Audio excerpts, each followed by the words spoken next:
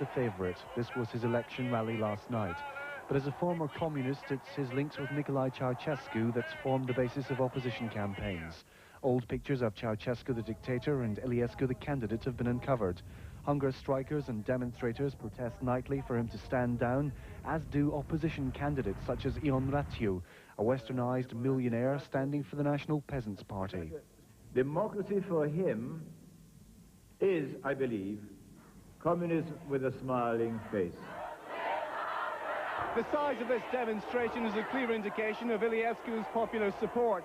He's been accused of running a dirty tricks campaign, but he knows that the Western aid his country so badly needs is very much dependent on these elections being seen to be free and fair.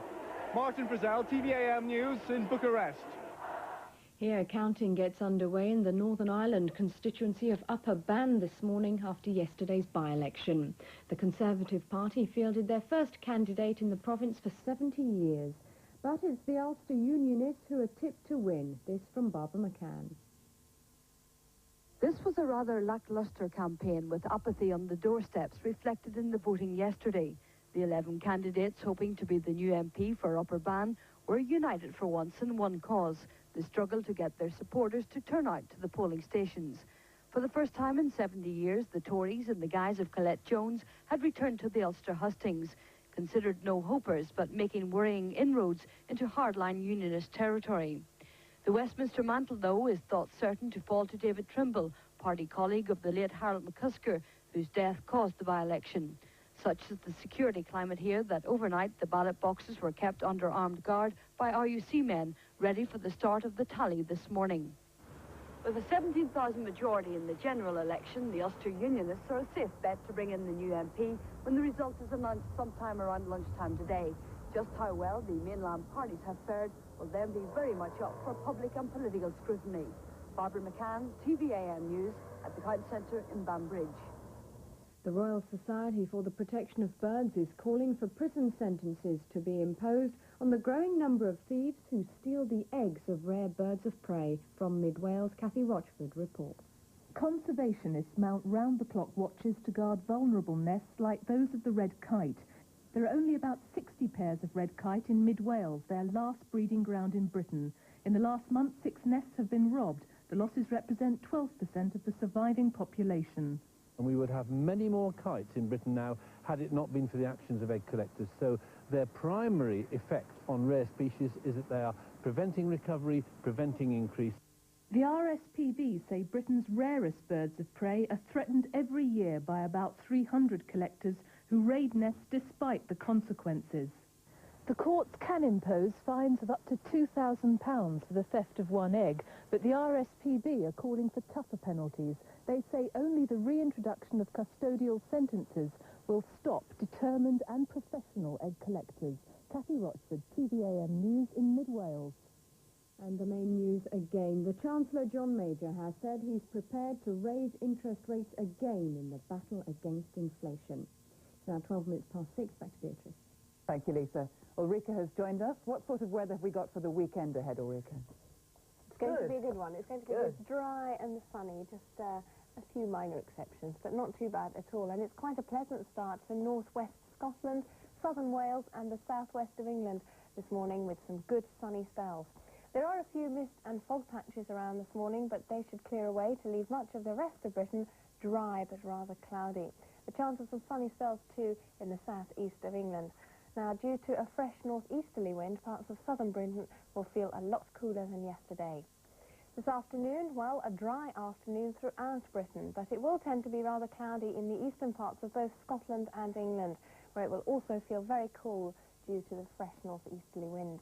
Temperatures between 11 and 14 Celsius, that's between 52 and 57 Fahrenheit. For the rest of Britain, really quite a pleasant day with a few bright spells and the best of the sunshine in the west.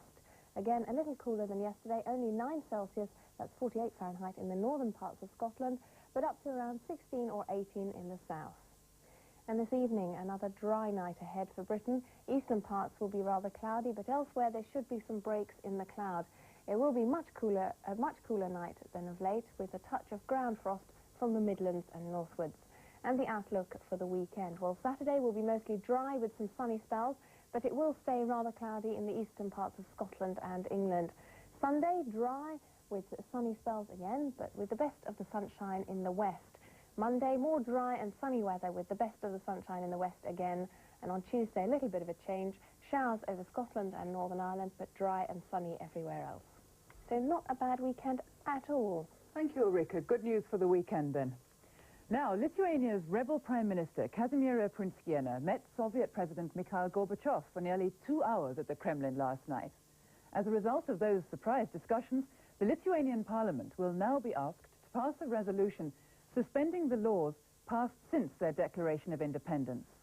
Does this mean the Kremlin is at last willing to hold formal talks with the rebel Baltic state regarding the possibility of its independence? Joining us now on the line is our Moscow correspondent, Michael Voss. Good morning to you, Michael. Good morning, Beatrice.